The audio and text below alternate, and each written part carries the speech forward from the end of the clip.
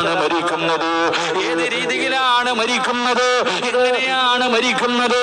എന്റെ പ്രിയമുള്ളവരെ, എന്റെ മരണം പ്രവചിക്കാറ് ആ മരണത്തിന്റെ അടയാളം പറയാനല്ലാതെ ഇന്ന സമയത്ത് ഞാൻ മരിക്കുമെന്ന് പറയാ അല്ലാഹുവിനല്ലാതെ മറ്റൊരു ശക്തിക്കും കഴിയില്ല എന്ന് വിശുദ്ധമായ ഖുർആൻ പറയുമ്പോ, എന്റെ പ്രിയമുള്ള സഹോദരങ്ങളെ, എപ്പോഴെവിടെ വെച്ചാണ് മരണം വരുന്നതെന്നറിയില്ല.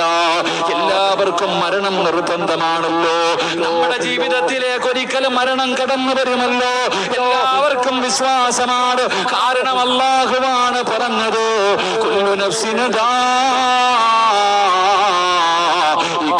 മൗത്ത്.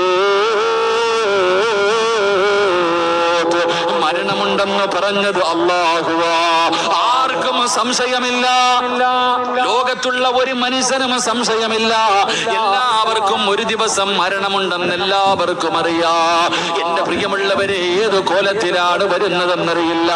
അത് വഅദ് പറയുന്ന സദസ്സിലാണോ, വഅദ് കേൾക്കുന്ന സദസ്സിലാണോ, വീട്ടിൽ കിടക്കുന്ന സമയത്താണോ, വാഹനത്തിലാണോ, റോഡിലാണോ, ബാത്റൂമിലാണോ, ഹോസ്പിറ്റലിലാണോ, എപ്പോഴെവിടെ വെച്ചാണ് മരണം വരുന്നതെന്നറിയില്ല. എല്ലാവരും വളരെ സന്തോഷത്തിലാണ്.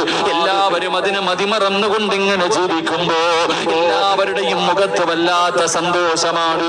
എല്ലാവരും വല്ലാത്ത ആനന്ദത്തിലാണ്.